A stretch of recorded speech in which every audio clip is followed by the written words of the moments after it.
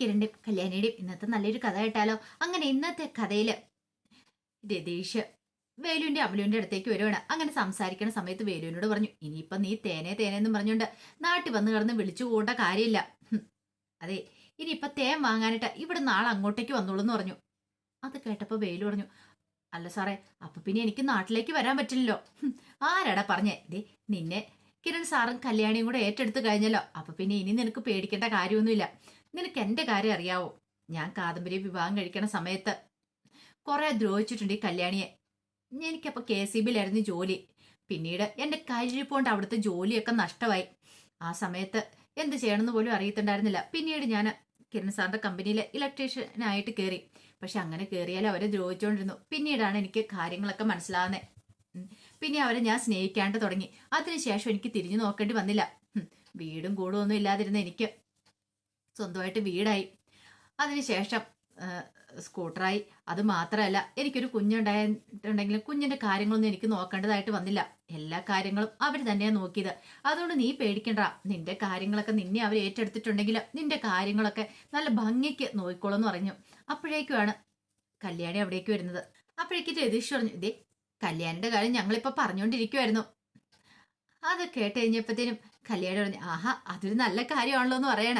അപ്പോഴേക്കും വേലു പറഞ്ഞു, അതെ, ഞങ്ങളെ അവിടെ നിന്ന് ഇവിടെ കൊണ്ടുവന്നിട്ട് ഞങ്ങളുടെ കാര്യങ്ങളൊക്കെ സാർമ്മ നോക്കുന്നുണ്ടല്ലോ. പിന്നെ ഹോസ്പിറ്റലിൽ നിന്ന് വന്നാലും ഇതുവരെയായിട്ട് ഇവളുടെ മുഖം തെളിഞ്ഞിട്ടില്ല എന്ന് പറഞ്ഞു.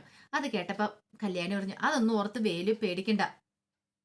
ഒരു കാര്യം ചെയ്യാ, നിങ്ങൾ കിടക്കണില്ലേന്ന് ചോദിക്കണം. അപ്പോഴേക്കും വേലു പറഞ്ഞു, ഏതൊരു ചായപ്പ് കാണിച്ചു തന്നാ മതി, ഒരു പായം തന്നാ മതി, ഞങ്ങൾ അവിടെ കിടന്നോളാന്ന് പറയണം. അപ്പോഴേക്കും കല്യാണി ചോദിച്ചു, ചായപ്പ് കിടക്കാനുള്ളവരാണോ നിങ്ങൾ? ഒരിക്കലും അല്ല. ഒരു കാര്യം ചെയ്യാം, അമ്മലും എൻ്റെ കൂടെ വരാൻ പറയണം. അല്ലേച്ചി, അവിടെ എവിടെ കിടക്കാനാ? എന്റെ ബെഡ്റൂമില്. ബെഡ്റൂമില്ല ഞാനാ. അതെന്താ ബെഡ്റൂമിൽ കിടക്കാൻ പറ്റില്ലേന്ന് ചോദിച്ചു. അതെ, ഇവിടെ ഞങ്ങൾ പണിക്കാരെ പോലും അങ്ങനെ ചായപ്പ് കിടത്താറില്ല. ഞങ്ങൾ അങ്ങനെയൊന്നും കിടത്താറില്ല. പിന്നെ നിങ്ങൾ ചായപ്പ് കിടക്കാനുള്ളവരല്ലല്ലോ. അതുകൊണ്ട് അമലു എൻ്റെ കൂടെ പോരെ, എൻ്റെ കൂടെ ബെഡ്റൂമിൽ കിടന്നാൽ മതി എന്ന് പറയണം. അമലുവിനെ അത് വിശ്വസിക്കാൻ പോലും പറ്റിയില്ല. അങ്ങനെ അമലുവിനെ കൂട്ടിക്കൊണ്ട് കല്യാണി അങ്ങോട്ടേക്ക് പോയി. കല്യാണി അങ്ങോട്ട് പോയി കഴിഞ്ഞപ്പോഴത്തേനും വേലുവിനോട് രതീഷ് പറഞ്ഞു, ഇതേ കല്യാണിയെക്കുറിച്ചും കിരൺ സാറിനെ കുറിച്ചും അറിയത്തില്ലാത്തോണ്ടാ.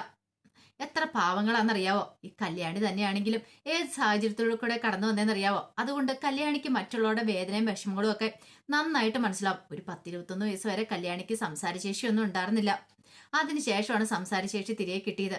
കല്യാണിയുടെ അച്ഛൻ പോലും കല്യാണിയെ കുറെ ദ്രോഹിച്ചിട്ടുണ്ട് വേലു. അതുകൊണ്ട് കല്യാണിക്ക് മറ്റുള്ളവരുടെ വിഷമങ്ങളൊക്കെ പെട്ടെന്ന് മനസ്സിലാവുകയും ചെയ്യും. അതുകൊണ്ടാണ് നിന്നെയും അതുപോലെ തന്നെ എന്നെയൊക്കെ ഏറ്റെടുത്തെ. അല്ലായിരുന്നെങ്കിലോ, അവരുടെ മനസ്സ് നല്ലതല്ലായിരുന്നെങ്കിൽ. അത് കേട്ടപ്പോ വേലു പറഞ്ഞു, അതൊക്കെ എനിക്ക് മനസ്സിലായി.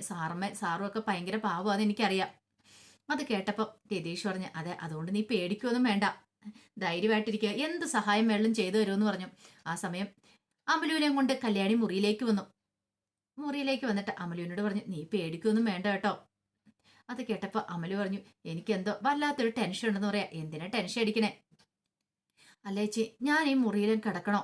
മുറി കിടക്കണ്ടെന്നോ? പിന്നെ നീ എവിടെയാ കിടക്കണേ? അത് പിന്നെ എന്തിനാ നീ ഇങ്ങനെ അകൽച്ച കാണിക്കണേ? ദേ, നിന്നെ പോലെ തന്നെയായിരുന്നു ഞാനും. നിന്നെക്കാളും കഷ്ടത അനുഭവിച്ച് ദുരിതം വന്നൊരു പെൺകുട്ടിയാ. തൊഴുത്തിലായിരുന്നു ഞാൻ കിടന്നോണ്ടിരുന്നേ, പശുക്കളോടൊപ്പം. അത്ര അവസ്ഥയൊന്നും നിനക്കുണ്ടായിട്ടില്ലോ. അതുകൊണ്ട് എനിക്ക് മറ്റുള്ളവരുടെ വേദനയൊക്കെ മനസ്സിലാവും. എന്റെ അമ്മയെന്നൊക്കെ ഒരുപാട് കരഞ്ഞിട്ടുണ്ട്. എനിക്കൊരു നല്ല കാലം ഉണ്ടായി കഴിഞ്ഞപ്പോൾ എന്റെ കൂടെ അതേ കാലം ജീവിക്കാനായിട്ട് എന്റെ അമ്മയ്ക്ക് യോഗം ഉണ്ടായില്ല. എന്താണെന്നറിയാലോ? ആ ഗംഗാപ്രസാദ് എന്ന് പറയുന്നവൻ എന്റെ അമ്മയെ തീർത്ത് കളഞ്ഞു. അതുപോലെ തന്നെ നിന്റെ അച്ഛന്റെ കാര്യോ? നിന്റെ അച്ഛനെ അവൻ തീർത്ത് കളഞ്ഞില്ലേ? നമ്മൾ രണ്ടുപേരും തുല്യ ദുഃഖിതരാ. ഒരാൾക്ക് അച്ഛനെ, ഒരാൾക്ക് അമ്മേനെ നഷ്ടപ്പെട്ടവരാ. അവനെ പോലെ ദുഷ്ടൻ ഇനി ഒരു നിമിഷം പോലും ഭൂമിയിൽ ജീവിച്ചിരിക്കാൻ പാടില്ല. അതുകൊണ്ടാണ് അവനെ കൊല്ലണം എന്നൊക്കെ പറഞ്ഞ് കിരണേണ്ണൊക്കെ നടക്കുന്നത്. ഈ പറയുന്ന ഗംഗാപ്രസാദിന് വേണമെങ്കിൽ സുഖമായിട്ട് ജീവിക്കായിരുന്നു. കാർത്തിയേച്ചിനെ അറിയാലോ? കാർത്തിയേച്ചിന്റെ അമ്മയും അവന് ആവശ്യത്തിനുള്ള സ്വത്ത് കൊടുക്കാന്ന് പറഞ്ഞ. പക്ഷെ അവൻ അതൊന്നും പോരാ, മൊത്തത്തിൽ വേണം. അവന്റെ സ്വഭാവം ശരിയല്ല. അതുകൊണ്ടാണ് അവന്റെ അച്ഛൻ അവന് സ്വത്തുക്കളൊന്നും കൊടുക്കാതിരുന്നേ.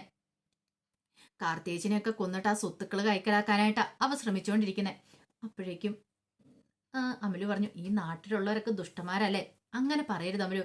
എല്ലാരും ഒന്നുമില്ല, ചിലരിങ്ങനെയുള്ളവരൊക്കെ ഉണ്ട്. അല്ല, ഒരെണ്ണം മതി ബാക്കിയുള്ളവരുടെ പേര് കളയാനായിട്ട്. നീ പേടിക്കൊന്നും വേണ്ട. പക്ഷെ അവനെ പോലെയുള്ള ദുഷ്ടനെ വിശ്വസിക്കുന്നവരുടെ കാര്യമാണ് കഷ്ടത്തില്ല. അതാ നിനക്ക് സംഭവിച്ചേ. നീ എന്റെയും കിരണേട്ടനും കാര്യമൊന്നും എടുത്തു നോക്കി. ഇന്ന് വരെ ഞാൻ കിരണേട്ടനെ ഒരു കാണത്തിലും വേദനിപ്പിച്ചിട്ടില്ല. ഞങ്ങളുടെ തമ്മിൽ പിണക്കങ്ങളും കാര്യങ്ങളും ഒന്നും ഉണ്ടായിട്ടില്ല. കാരണം എന്താണെന്നറിയോ, ഞാൻ അത്രമാത്രം കിരണേട്ടനെ സ്നേഹിക്കുന്നുണ്ട്, കിരണേട്ടൻ എന്നെ സ്നേഹിക്കുന്നുണ്ട്. ഞങ്ങൾ മനസ്സറിഞ്ഞാണ് പരസ്പരം പെരുമാറുന്നത്. അതുപോലെ തന്നെ ആയിരിക്കണം നീയും വേലുവും തമ്മിൽ. വേലുവിനെ ഒരു കാര്യത്തിൽ നീ ബുദ്ധിമുട്ടിപ്പിക്കരുത്. വേലുവിനെ നന്നായിട്ട് സ്നേഹിക്കണമെന്ന് പറഞ്ഞു. പിന്നീട് പറഞ്ഞു, വാ വന്ന് കിടക്കാൻ പറയണം. അങ്ങനെ ബെഡിലേക്ക് അമലുവും കയറി കിടന്നു. ഈ സമയത്ത് കല്യാണി പറഞ്ഞു, ഞാൻ പറഞ്ഞൊക്കെ നിനക്ക് മനസ്സിലാവുന്നുണ്ടല്ലോ. ഉം. ഇനി ഇവിടെ നീ പോയാലും നീ ഇടയ്ക്കും ഇങ്ങോട്ടേക്ക് പറഞ്ഞു കേട്ടോ എന്ന് പറയണം.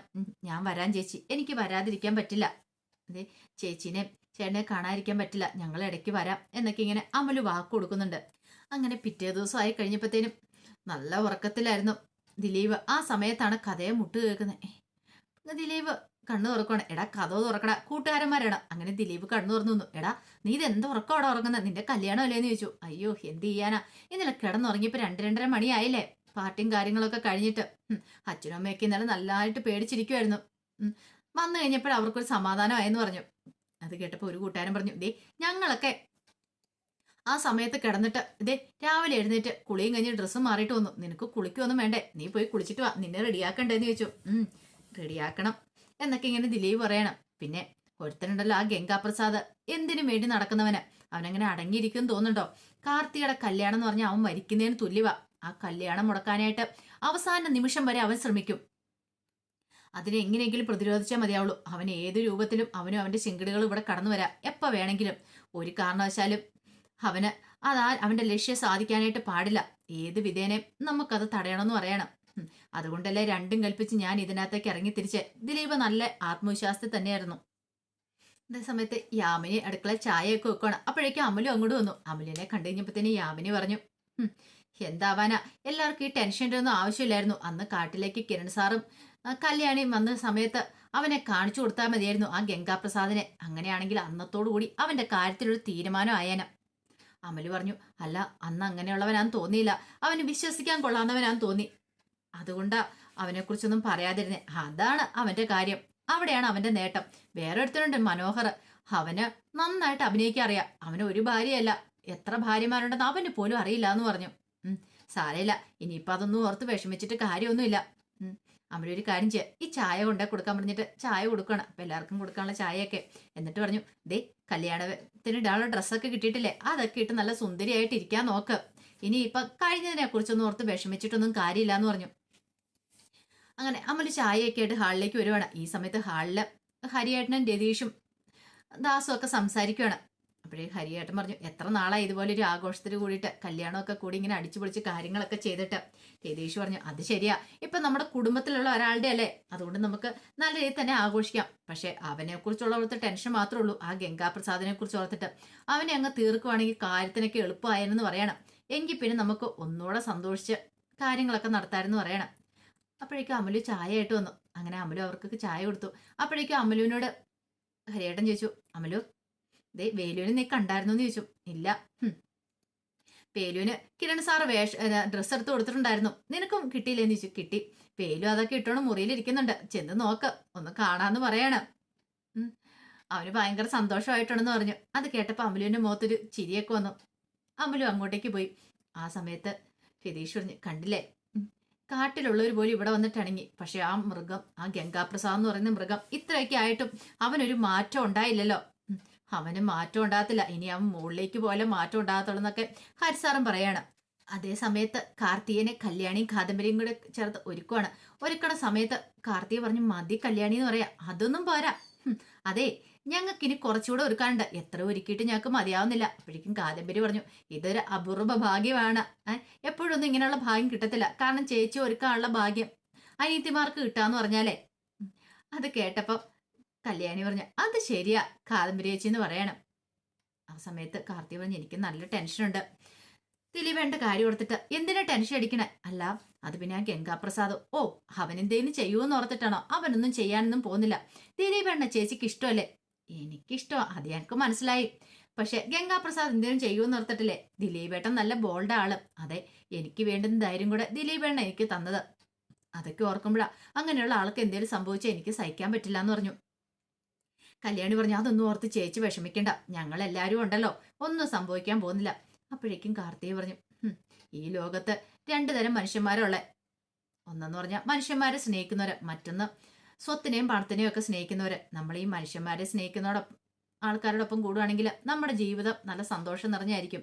പക്ഷേ സ്വത്തിനെയും പണത്തിനെയും സ്നേഹിക്കുന്നതോടൊപ്പം കൂടിയ നമ്മുടെ ജീവിതം തീർന്നു പറഞ്ഞു. അത് കേട്ടപ്പോ കല്യാണി പറഞ്ഞു, അത് ശരിയാ. ഇപ്പൊ തന്നെ കണ്ടില്ലേ അമലുവിന്റെ ഒക്കെ കാര്യം ഓർത്തു നോക്കി. പാവം ആ ഗംഗാപ്രസാദിനെ സ്നേഹിച്ചോണ്ട് അമലുവിന്റെ അച്ഛനെ നഷ്ടമായില്ലേ.